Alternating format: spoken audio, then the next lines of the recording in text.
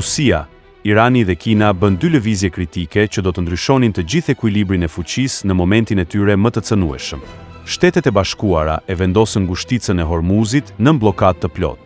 Të ardhurat nga nafta e Iranit u ndërpren.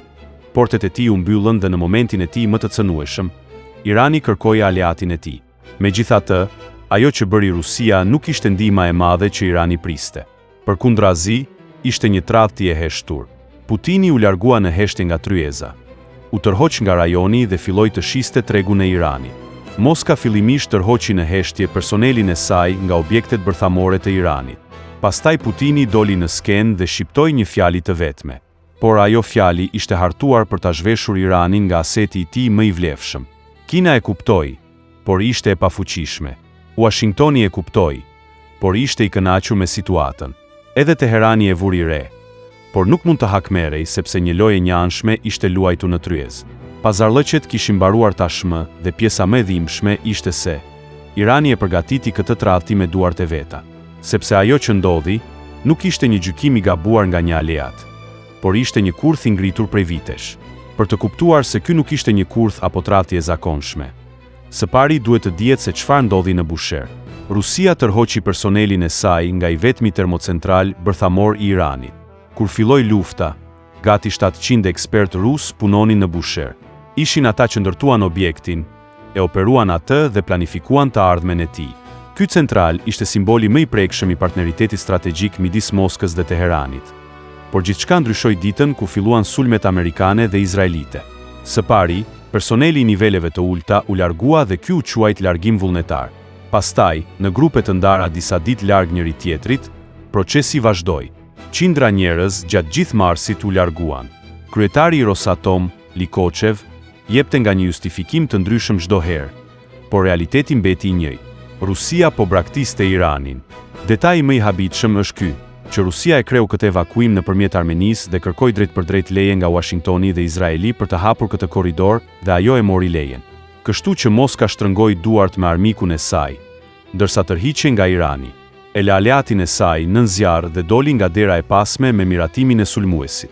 Dhe ndërsa informonte Putinin, Likoçev përdori një fjali të vetme, një që duke e zakonshme, por që i përmblidhte të gjitha. Ai tha: "Zhvillimet po ecin sipas skenarit më të keq. Rusia e di që Irani mund të goditet dhe zgjidhja nuk është mbrojtja e aleatit të saj, por evakuimi i personelit rus." Ky evakuim nuk ishte një masë sigurie, por një sinjal. Dhe Teherani e mori sinjalin i pari. Pastaj Pekini, më pas Washingtoni. Ka një realitet këtu që shumica e lajmeve e anashkalojnë. Pa Rusin, centrali Bushehr nuk po përballet vetëm me mungesë personeli, por është praktikisht i paralizuar. Rusia ndërtoi centralin, dizajni i reaktorit është rus, sistemet e kontrollit janë ruse. Pjesët rezervë vijnë nga Rusia. Shufrat e karburantit prodhohen në Rusi. Ndërtimi i njësive të reja po vazhdonte me inxhinier rus. Shkurt, Iranit i mungon kapaciteti teknik për të operuar këtë central vetë dhe Rusia e dinte këtë. Të dyja palët e dinin. Aktualisht, ka 72 ton karburant bërthamor dhe 210 ton karburant të shpenzuar në central. Menaxhimi i këtyre kërkon ekspert, mirëmbajtje dhe mbikëqyrje të vazhdueshme. 20 personat e mbetur nuk mund ta përballojnë këtë barë. Prej momenti që Rusia u tërhoq, programi bërthamor i Iranit jo vetëm që mbeti i pambrojtur kundër bombardimeve, por mbeti edhe teknikisht i zhvendosur. Likoçev ka një deklaratë tjetër të shkruar në gjuhë diplomatike, por me një kuptim të qartë themelor.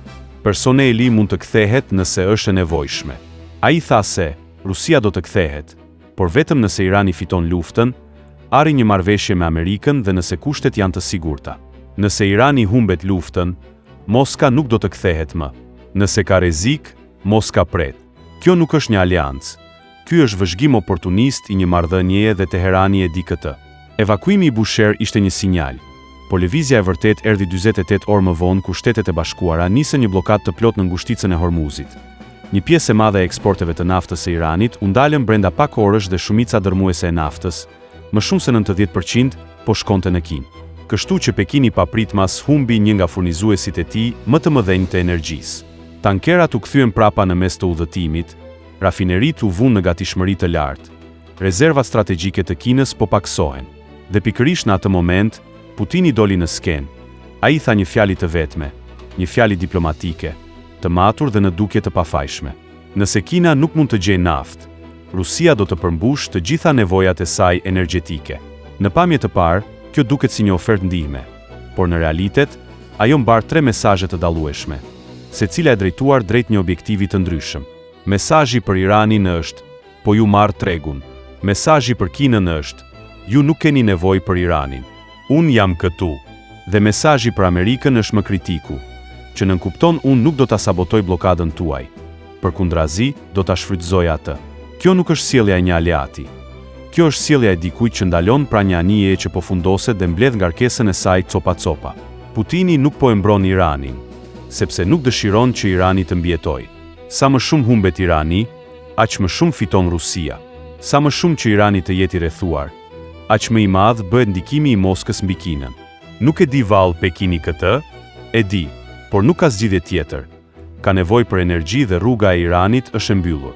Rusia është e dera. Pekini e lexon lojën e Putinit dhe po e gëlltit atë. Tani për tani, gjithçka varet nga ora tjetër. Armëpushimi i Shtetet e Bashkuara, Iran, s'ka do më 22 prill. Nëse nuk arrihet asnjë marrëveshje dhe negociatat në Islamabad dështojnë, bllokada do të bëhet e përhershme. Dhe ky afat kohor funksionon në favor të Moskës çdo ditë. Me çdo ditë që ngushtica e Hormuzit mbetet e mbyllur, të ardhurat e Iranit nga nafta i afrohen zeros. Me çdo ditë, Kina bëhet më e varur nga nafta ruse në vend të naftës së lirë iraniane. Çdo ditë, Irani humbet përgjithmonë pjesën e tij të tregut kinez, sepse Kina do të pozicionohet drejt Rusisë dhe rikthimi i Kinës në Iran bëhet i vështirë. Gjithashtu, çdo ditë, Putini bëhet më i fortë në tryezën e negociatave. Irani bëhet më i pafuqishëm dhe Kina bëhet më e varur. Objektivi i Rusisë gjatë 15 ditëve të fundit është i qartë. Vazhdimi i bllokadës, prishja e armëpushimit, mungesa e një marrëveshje. Sepse nëse arrihet një marrëveshje, ngushtica e Hormuzit do të hapet, nafta iraniane do të fillojë të rrjedhë në Kinë dhe dritarja e mundësisë së Rusisë do të mbyllet. Kjo është arsyeja pse Moska nuk po përdor një veto të fortë në KB. Kjo është arsyeja pse nuk po dërgon anije luftarake në ngushticën e Hormuzit. Kjo është arsyeja pse nuk po kundërshton bllokadën e Trump. Rusia nuk po ndërmjetëson, sepse ndërmjetësimi do t'i jepte fund krizës. Rusia nuk dëshiron që kriza të mbarojë. Kurse si, ajo ushqehet nga kriza. Llogaritë e presidentit Putin janë këto: sa më i dobët të bëhet Irani, aq më dominuese bëhet Rusia në tregun kinez. Sa më i rrethuar të jetë Irani, aq më kritike bëhet Moska në negociata. Kriza e Iranit është mundësia e Rusisë dhe Kina është shumë e vetëdijshme për këtë llogaritje. Pekini e kupton lojën e Moskës, por nuk ka alternativë. Ai ka nevojë për naftë dhe rruga iraniane është e mbyllur. Rusia po e shfrytëzon këtë domosdoshmëri në maksimum. Putini nuk po shet vetëm naftë, por po e tërheq Kinën në varësi strategjike. Në planin afatgjat, Pekini do të paguajë edhe çmimin për këtë varësi. Pse është e rrezikshme kjo varësi? Sepse Rusia mund të vendosë në mënyrë të njanshme çmimet e naftës, kohën e dorëzimit dhe kushtet e pagesës. Kina më parë blinte naftë të lirë iraniane. Tani do të blej naftë ruse me pak fuqi negociuese. Pagesa do të bëhen në yuan, por Moska do të vendosë kushtet. Kjo është një dobësi e rëndësishme strategjike për Pekinin dhe Kina po debaton se si ta menaxhojë këtë dobësi në planin afatgjat. Llogaritjet e Putin nuk kufizohen vetëm tek nafta. Nëse Irani shembet, do të krijohet një boshllëk në lindjen e mesme dhe Rusia. Kina ose Arabia Saudite do ta mbushin këtë boshllëk. Moska po pozicionohet si një partner alternativ kundër boshtit saudit të Shteteve të Bashkuara. Ajo po i afrohet vendeve të gjirit, duke u përpjekur të ruajë ndikimin e saj në Siri, duke diskutuar marrëveshjet e energjisë me Irakun. Rënja e Iranit është njëkohësisht kërcënim dhe mundësi për Moskën, dhe Putini po zgjedh mundësinë. Megjithatë, këtu duhet shtuar një shtresë tjetër, sepse kjo nuk është vetëm një histori e Rusisë që e shet Iranin, është gjithashtu një histori e Amerikës që luan një lojë shahu shumë shtresore. Kur Washingtoni njoftoi bllokadën e Hormuzit, objektivi sipërfaqësor ishte Irani, por disa gjëra të tjera ndodhen po atë javë, dhe ishte përjashtimi nga sanksionet e naftës i dhënë Rusisë që skadoi zyrtarisht. Suedia, Mbretëria e Bashkuar dhe Danimarka filluan të gjuanin cisternat e flotës në hije. Autoriteti për të hipur në anijet ruse të naftës në Europë u zgjerua, ndërkohë që thesari amerikan nisi një proces sanksionesh kundër atyre që blejnë naftë ruse. Me fjalë të tjera, ndërsa Shtetet e Bashkuara po i mbysin Iranin, ato njëkohësisht po i ngushtojnë hapësirën Rusisë për të manovruar. Washingtoni e ka lexuar manualin e Putin për përdorimin dhe heqjen dorë nga Irani dhe po ndërmerr hapa për të kufizuar fitimet që Moska mund të bëjë nga kriza. Rusia planifikon të shes energji Kinës, por amerikanët po përgatitin sanksione që do t'i bëjnë kushtet e shitjeve më të vështira. Rusia dëshiron të marrë përsipër tregun e naftës së Iranit, por Washingtoni po u bën presion blerësve të palëve të treta. Ky është një veprim i qetë, nuk po reklamohet dhe as nuk po bën bujë në media, por Moska dhe Pekini e kuptojnë shumë mirë.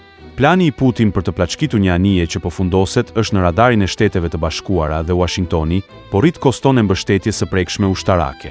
Moska nuk ka shlyer asnjë përqind të asaj që mori nga Irani, dhe tani Irani po mëson se si të bëjë llogaritë e këtij borxhi të vështirë. Për të kuptuar lëvizjen e Rusisë, duhet të kuptohet mentaliteti i Moskës. Për Putinin, një aleancë nuk është vlerë, është mjet. Një aleancë zgjat për aq kohë sa ofron përfitim. Në momentin që përfitimi zhduket, aleanca mbaron. Për shumë vite, Irani i shërbeu 3 qëllimeve të dallueshme të Rusisë.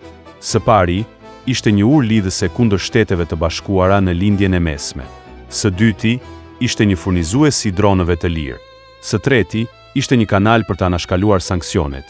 Tregtia bëhej nëpërmjet Iranit, logjistika kalonte nëpërmjet porteve iraniane. Por tani, dinamika e të 3 objektivave ka ndryshuar. Në lindjen e mesme, Irani tashmë po dobësohet dhe vlera e tij si urë lidhëse e Moskës po zvogëlohet. Prodhimi i dronëve po zhvillohet në tokën ruse. Nuk ka më nevojë për Iranin. Kur bëhet fjalë për anashkalimin e sanksioneve, Kina dhe India ofrojnë tregje shumë më të mëdha. Në të kundërt, rënja e Iranit i jep Rusisë një përfitim të qartë, pasi rishpërndarja e tregut të naftës i lë një pjesë të konsiderueshme Moskës. Varësia energjetike e Kinës po zhvendoset drejt Rusisë. Në tryezën e negociatave, Rusia qëndron më e fortë me kartën "unë mund ta kontrolloj Iranin". Rusia madje mund ta përdorë këtë levë në negociatat e Ukrainës. Do ta sjellë Iranin në tryezë, por në këmbim do të marrë Ukrainën. Kjo është politikë e pastër oportuniste.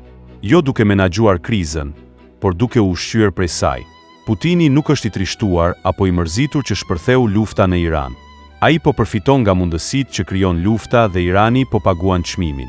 Sipas burimeve ruse mbi Ukrainën, Washingtoni dhe Tel Avivi mund të jenë duke përdorur bisedimet për armëpushim, si mbulesë për përgatitjen e një operacioni toksor.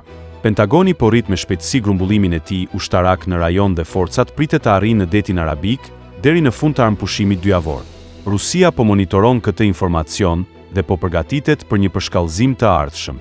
Por përgatitjet e saj nuk synojnë mbrojtjen e Iranit, por më tepër forcimin e pozicionit të vet nëse Irani shembe. Ndërkohë, Irani e ka kuptuar lojën e Putinit, por i mungon fuqia për t'i rezistuar.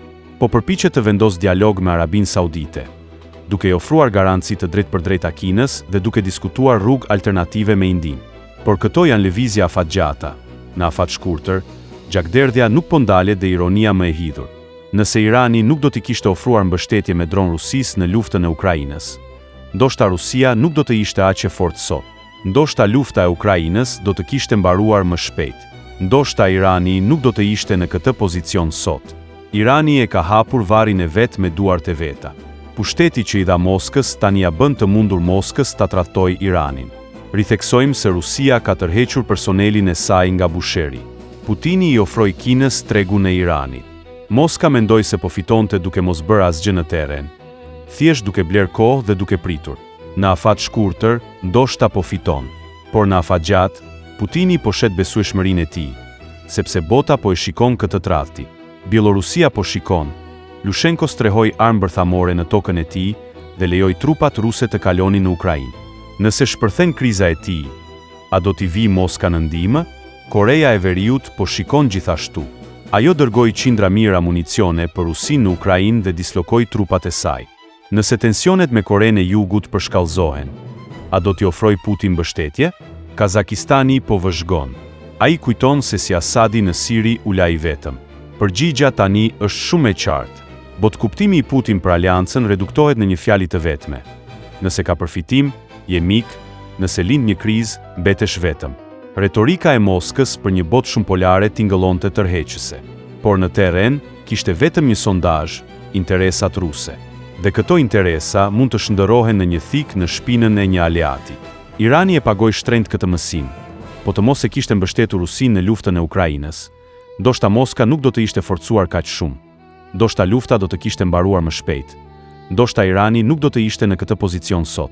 Irani e hapi varrin e vet pushteti që i dha Moskës, tani bën të mundur që Moska ta tradhtojë Iranin dhe fjala e fundit për historinë vjen nga një zyrtar në Teheran, siç transmetohet nga një burim i paidentifikuar. Iraniani thotë: "Ne e kuptuam shumë vonë se çfarë lloj aleati është Putin. E kuptuam shumë vonë dhe tani koha po punon në favor të Moskës. Tepër vonë realisht, sepse balanca e fuqisë tashmë po ndryshon. Tepër vonë, sepse thikat e reja ruse janë në rrugë sipër dhe këtë herë është e paqartë se kush do të jetë viktima e radhës. Pra, nëse e shohim situatën nga një perspektivë më e gjerë, si të jetë një skakir shahu, për të kuptuar se në shpinën e kujt do të futen këto thika të reja dhe pasojat globale të kësaj tradhtie. Çfarë shohim kur i vërejmë këto ngjarje jo vetëm nga perspektiva e sotme, por edhe nga një perspektivë historike? Mund të jemi dëshmitar të një përsëritje të zakonit të Rusisë për të përdorur dhe braktisur aleatët. Refleksi i Moskës është të sakrifikojë ata që janë më afër saj kur e gjen veten në një pozitë të vështirë. Ashtu si në Siri, Rusia evakuoi territorin sirian, zhvendosi forcat e Wagner dhe njësitë elitare për në frontin Ukrainas, duke lënë regjimin e Asadit të pambrojtur në zona të caktuara. Ajo që po përjeton Irani sot është një version në shkallë më të gjerë i izolimit strategjik që Damasku përjetoi më parë. Duke u kthyer në kohë, ka shembuj të panumër që nga lufta e dytë botërore apo nga epoka e luftës së ftohtë, se si fuqitë e mëdha sakrifikojnë aleatët e tyre, si në shah, ku mbijetesa e tyre ka qenë në rrezik. Heshtja aktuale e Rusisë si u ndërmend manovra diplomatike të viteve 1940. Për të mbrojtur kufit e saj, pranon të shohë kufit e miqve të digjen. Pozat krah për krah të bëra në samitet e Organizatës së Bashkëpunimit të Shangajt, tani po dëshmohen të kenë qenë të brishta, përballë një kërcënimi real lufte. Boshti i së keqes i formuar nga Kina, Rusia dhe Irani nuk ishte në të vërtet një pakt mbrojtje i ndërsjell, por më tepër një iluzion bashkëpunimi i bazuar në interesa të përkohshëm që mbivendosen. Strategjia e Putinit mund të jetë ta hedhë Iranin si karem tek Shtetet e Bashkuara, apo si shpërqendrim në mënyrë që të vazhdojë luftën në Ukrainë. Sa më gjatë të rezistojë Irani, apo sa më e thellë të bëhet kriza, aq më shumë vëmendja e Perëndimit do të largohet nga Ukraina. Megjithatë, kjo është një lojë shahu që luhet me koston e zhdukjes dhe dëmtimit të rënd të Iranit. Ndërsa sistemet e armëve elektronike, satelitët dhe raketat e Rusisë po shterohen në vijat e saj të frontit, çdo plumb i dhënë Iranit shihet si një humbje për Putin. Në frontin ekonomik, situata është kaos i plot. Një arsye tjetër pse Rusia nuk mund ta ndihmojë Iranin është se shtëpia e saj është në flak. Sulmet sistematike të Ukrainës ndaj rafinerive ruse të naftës kanë goditur rënd të ardhurat e Rusisë nga nafta dhe kapacitetin e prodhimit të karburantit. Ndërsa Rusia përpiqet të gjejë karburant për rezervuaret e saj, ofrimi i mbështetjes ekonomike apo energjetike për Iranin është bërë fizikisht i pamundur. Me të ardhurat e Moskës nga nafta që po paksohen për shkak të sanksioneve dhe sulmeve, e vetmja gjë që mund t'i ofrojë Iranit janë mesazhe solidariteti. Megjithatë, Teherani ka nevojë për para, karburant dhe armë të vërteta. Në një skenar ku Rusia nuk mund të mbrojë rafineritë e veta, të presësh që Irani të mbrojë terminalet e naftës në ishullin Karg është më shumë se ireale. Ndikimi psikologjik i kësaj braktisjeje po krijon demoralizim të konsiderueshëm dhe një val paniku brenda gardës revolucionare iraniane. Oficerët iranian të ushqyer për vite me radhë me propagandë rreth aleancës më të madhe euroaziatike dhe bllokut Rusikin-Iran, tani shohin kërcënimin e afrimit të raketave amerikane, kur shikojnë qiellin pa aeroplan rus. Për ata që e kujtojnë Rusin duke luajtur një skenar të ngjashëm në Siri, duke tërhequr forcat Wagner dhe duke dobësuar Asadin, ky nuk është një film i ri. Tradhtia e aleatëve nuk është një përjashtim në politikën e jashtme ruse, por një zakon. Rusia, e cila e la Armenin vetëm përballë Azerbajxhanit dhe tërhoqi Wagnerin nga Siria, tani po përpiqet të shpëtojë lëkurën e vet duke ja lënë Iranin amerikanëve. E kombinuar me prishjen logjistike në detin Kaspik, lëvizja e Rusisë po shkatëron thellësinë strategjike të Iranit. Sulmi i Ukrainës ndaj anijeve ruse në detin Kaspik tregoi se edhe obori i Moskës nuk është më i sigurt. Ndaj kjo situatë ka shkatëruar tërësisht shpresat e Iranit për ndihmë të mundshme, të fshetë nga Rusia. Deti Kaspik nuk është më një rrugë tregtare, por një vend gjuetie për dronët Ukrainas. Si mund të jetë Rusia një mburojë për Iranin kur është e paaftë të mbrojë anijet e veta? Kjo është pyetja më e frikshme që jehon në dhomat e strategjisë së Teheranit. Kjo është tradhtia e madhe e Rusisë kundrejt Iranit, që shënon edhe fundin e Iranit.